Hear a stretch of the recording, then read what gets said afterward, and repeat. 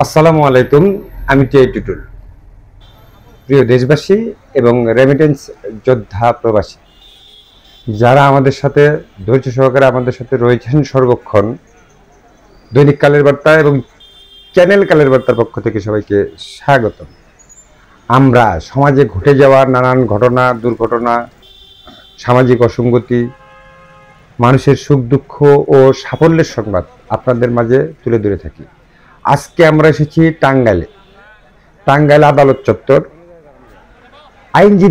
আইনজীবী সহকারী সমিতি যেখানে রয়েছে তার সামনে দিয়ে যে রোডটি গিয়েছে, জেলা সদর রোড, আইনজীবী সমিতির আইনজীবী ক্লার্ক সমিতি সামনে দিয়ে আমতলা পর্যন্ত যে রোডটি গিয়েছে সেই রোডের মাঝামাঝি অবস্থায় আপনারা জানেন যে গত 2 মাস আগেও এই রাস্তা এমন একটা পরিস্থিতি ছিল যে চলাচলের অযোগ্য ছিল।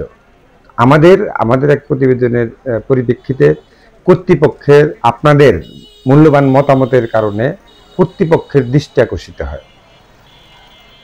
টাঙ্গাইলের জেলা প্রশাসক তার চেষ্টায় দ্রুত ব্যবস্থাপনার মাধ্যমে অল্প কয়েকদিনের মধ্যে রাস্তাটি তিনি করে দেন। এখানে যখন রাস্তাটি করে তখন আসলে একটা দাবি উঠেছিল সাইডে একটা ড্রেনেজের ব্যবস্থা করা। রাস্তা করে দেওয়ার পরে গত কোরবানির ঈদের পরে কিন্তু রাস্তাটা খুলে দেওয়া হয়েছে। এখন আপনারা দেখতে পাচ্ছেন যে রাস্তায় যান চলাচল করছে। রাস্তার কি অবস্থা, কি সমস্যাগুলো সেগুলো আপনাদের চোখে পড়বে। আপনারা দেখেন যে একটা ভ্যান যদি এই রাস্তা দিয়ে ঢুকে, সেটা পুলিশ ভ্যান হোক বা কাভার্ড ভ্যান হোক, যে ভ্যান হোক, একটা ভ্যান একটা বড় গাড়ি যদি ঢুকে তাহলেই কিন্তু যানজটের সৃষ্টি হয়। আরেকটা ভ্যান গাড়ি যে গিয়ে রাস্তা ক্রসিং করার মতো কোনো সুযোগ নেই, কারণ রাস্তার দুপাশে প্রস্থটা কম হয়ে গিয়েছে, যে কারণে এই সমস্যাগুলো সৃষ্টি হচ্ছে। এর মধ্যে রাস্তাটা আসলে প্রস্থ বাড়ানোর প্রয়োজন। প্রস্থ বাড়ানোর যে জায়গা দুই সাইডে রয়েছে তার এক পাশে আপনারা যদি ড্রেন করে রাস্তা লেভেল করা যেত তাহলে ড্রেনের উপরের পাটাতনের উপর দিয়ে হয়তো গাড়ি যাইতে পারতো, রাস্তাটা প্রস্থ হতো, পানি নিষ্কাশনের ব্যবস্থাটাও হতো। কিন্তু বর্তমানে আপনারা দেখতে পাচ্ছেন রাস্তাটা কিন্তু মাত্র কয়েকদিন হয়েছে, হয়তো 20 দিন হয়েছে রাস্তাটা খুলে দেওয়া হয়েছে।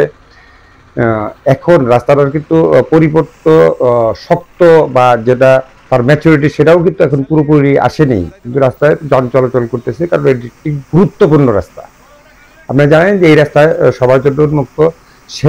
আইন সেবা নিতে শত শত লোক প্রতিনিয়ত অফিস টাইম অর্থাৎ প্রতিনিয়ত কর্মদিবস, সরকারি কর্মদিবসে প্রতিদিনই এখানে সকাল 9টা থেকে শুরু করে প্রায় 2টা-3টা পর্যন্ত শত শত হাজার হাজার লোক এখান দিয়ে চলাফেরা করে এবং বিভিন্ন যান চলাচল করে। সেই ক্ষেত্রে রাস্তায় এখানে জ্যাম লেগেই থাকে। আপনারা উপলব্ধি করুন যে রাস্তার কোন সমস্যা। রাস্তার আসলে প্রস্থটা কম হয়ে গিয়েছে, একটু কম বেশি হলে রাস্তা থেকে যানবাহন রাস্তার বাইরে পড়ে যাচ্ছে। তো সেই ক্ষেত্রে যানজট ভোগান্তি পোহাতে হচ্ছে পথচারী সহ যারা এই রাস্তায় চলাচল করেন তাদের। তো আপনারা দেখতে পাচ্ছেন এর মধ্যে কর্তৃপক্ষ একটি সিদ্ধান্ত নিয়েছে যে একটা ব্যারিকেড দেবে বা একটা বেড়া দেবে, যে কারণে গর্ত করা হয়েছে আপনারা দেখতে পাচ্ছেন।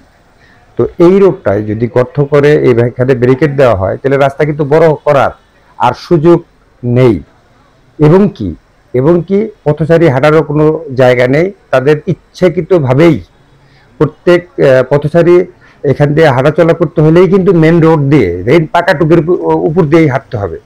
সেক্ষেত্রে যানজটের পরিমাণ আরও বাড়বে এবং দুর্ঘটনা আরও ঘটতে পারে। আজকে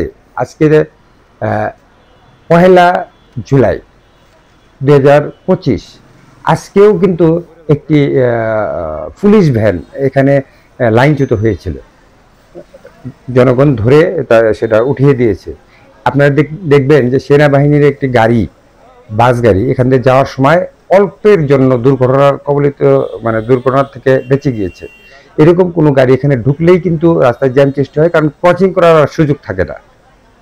তো এই পরিস্থিতি যদি রাস্তার কোল ঘেঁষে, পাকা রাস্তার কোল ঘেঁষে গর্ত করে এখানে যদি পিলার করা হয়, কর্তৃপক্ষ তারা ভালোর জন্যই হয়তো, ভালো চিন্তা করেই হয়তো এখানে বেড়া দেওয়ার জন্য চেষ্টা করছে যে সরকারি জায়গা তারা একটা ব্যারিকেডের ভিতরে রাখবে সেই ক্ষেত্রে সেটা সেটা করতে গিয়ে এই দিকে রাস্তার পথচারী বা যানজট এবং জনগণের দুর্ভোগ কমবে না বাড়বে, আজকে রাস্তার পরিস্থিতি দেখে আপনারা আপনাদের মূল্যবান মতামত প্রকাশ করবেন। এরপরে হলো যে যে ব্যারিকেডটা দিচ্ছে, আপনারা খেয়াল করবেন যে চারদিকেই ব্যারিকেড দেওয়ার চেষ্টা হচ্ছে বা ব্যারিকেড দেওয়ার চেষ্টা করছে কর্তৃপক্ষ।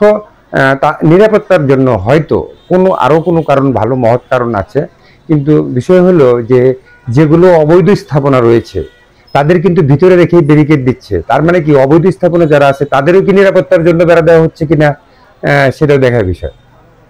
তো কারণ আমরা জানি যে কোনো জায়গায় ব্যারিকেড দিয়ে নিরাপত্তার জন্য কোনো কাজ করতে হলে আগে অবৈধ স্থাপনা উচ্ছেদ করতে হয়। তো যাই হোক, কর্তৃপক্ষ সেটা ভালো জানে, ভালো বুঝেই হয়তো এই কাজগুলো করেছে। এরপরে আমরা ওদিকে যাব না, আমরা এই রাস্তার দিকে আসবো। রাস্তাটার কি সমস্যা আমাদের কাছে মনে হয়েছে, রাস্তার প্রস্থের সমস্যা। দুই সাইডে যে জায়গাটুকু ছিল সেই জায়গাটা ফুটপাথ হলেও মানুষ হাঁটাচলা করতে পারতো। যদি এখানে ফিলার করা হয় তাহলে রাস্তা আরো সংকীর্ণ হয়ে যাবে। পথচারীরা কোন জায়গা দিয়ে হাঁটবে, মানে ইচ্ছা না থাকলেও মূল রাস্তা দিয়ে পাকার উপর দিয়ে হাঁটতে হবে, যানজট আরো সৃষ্টি হতে পারে, আবার দুর্ঘটনাও আরো বাড়তে পারে। তো দর্শক, আমাদের এই সংবাদ ভিত্তিক যে পেজটি রয়েছে, আমরা প্রতিনিয়তই দেশের স্বার্থে, দেশের স্বার্থে, জনস্বার্থে আমরা সত্য যে বিষয়গুলো আছে আপনাদের মাঝে তুলে ধরে থাকি। আপনাদের মতামতের উপর ভিত্তি করেই কিন্তু কর্তৃপক্ষের দৃষ্টি আকর্ষিত হয়। আপনারা আমার দিকে নয়, আমার পোশাকের দিকে নয়, আমার কথা বলার ভঙ্গির দিকে নয়, আমি যে টপিকস নিয়ে, আমি যে বিষয় নিয়ে আলোচনা করতেছি, যে বিষয়টি আপনাদের সামনে উপস্থাপন করতেছি, সেই বিষয়ের উপরে আপনারা খেয়াল করবেন এবং আপনাদের বিবেক দিয়ে, বিবেকের মাপকাঠিতে বিবেচনা করে আপনাদের মূল্যবান মতামত প্রকাশ করবেন, যাতে করে দেশের স্বার্থে, দেশের স্বার্থে কল্যাণ বয়ে আনে। কর্তৃপক্ষের, আপনার মতামতের উপর ভিত্তি করে কর্তৃপক্ষের দৃষ্টি আকর্ষিত হয়। আপনারা দেখতে পাচ্ছেন যে এইখানে মূল সমস্যাটা কোথায়। মূল সমস্যাটা কিন্তু এই যে এখানে বেড়া দিলে এমনিই রাস্তাটার প্রস্থ কম হয়তো রাস্তাটা করেছে, এটা ধন্যবাদ। যে রাস্তায় মানুষ চলাচল করতে পারে নাই, যান চলাচল করতে পারে নাই, অযোগ্য হয়ে গেছিল, সেটা জেলা প্রশাসক আমাদের প্রতিবেদনের পর জনগণের ইচ্ছাকে, জনগণের দুর্ভোগের কথা চিন্তা করে দ্রুত ব্যবস্থাপনার মধ্যে সে একটি কাজ, দৃষ্টান্তমূলক একটি কাজ তিনি করে দিয়েছেন, রাস্তাটা করে দিয়েছেন। এরপরে ধুলেচর থেকে এই এসপি অফিস পর্যন্ত ওটারও সংস্কার কিছুটা করেছিলেন ঈদের আগে, কিন্তু সেটা আবার আগের মতো অবস্থা হয়ে গেছে। আমরা আশা করি সেটাও ব্যবস্থাও হবে। এই জায়গাটা গণপূর্ত বিভাগের জায়গা, আমরা জানতে পারছি। গণপূর্ত বিভাগের রাস্তা খালি রোডটাই তো নয়, তার পাশেও তো কিছু রাস্তা থাকে। তো যাই হোক, এখন যে দাবি এইটা আসলে এখানে পিলার দিয়ে বেড়া দিলে জনগণের যদি সমস্যাই হয়, রাস্তার যে কারণে রাস্তা পাকা করা সেটারও যদি প্রবলেম হয়, তাহলে এখানে এখন একটা যে প্রবলেমটা রয়েছে, বৃষ্টি হলে এখন রাস্তায় কিন্তু পানি ওঠে না, দুই সাইড দিয়ে পানি হয়ে কাদার সৃষ্টি হয়। যাতে পানি নিষ্কাশনের জন্য এই পাশ দিয়ে একটা ড্রেনেজের ব্যবস্থা করা যায় এবং ড্রেনেজটি যেন রোড লেভেল হয়, রাস্তা লেভেল হয়, যাতে করে পথচারী প্লাস ছোট ছোট গাড়ি ক্রসিং করার সময় যাতে ড্রেনের পাটাতনের উপরেও আসতে পারে। ফলে রাস্তাটির প্রস্থ বাড়বে এবং কি যানজট কমবে এবং স্বাচ্ছন্দ্য বোধ করবে, চলাচলে নির্বিঘ্নে চলাচল করতে পারবে। এখানে আইন সহায়তা নেওয়ার জন্য কর্মদিবসে, বাংলাদেশে প্রতি কর্মদিবসে শত শত হাজার হাজার লোক কিন্তু এই জায়গায় আসে সেবা নিতে, আইন সেবা নিতে। তো আমরা আশা করব দেশের সাথে কর্তৃপক্ষ দৃষ্টি আকর্ষণ করবে এবং কি তাদের সঠিক সিদ্ধান্ত অনুযায়ী ব্যবস্থা গ্রহণ করবে। তো দর্শক, আজকের মতো এখানেই বিদায়।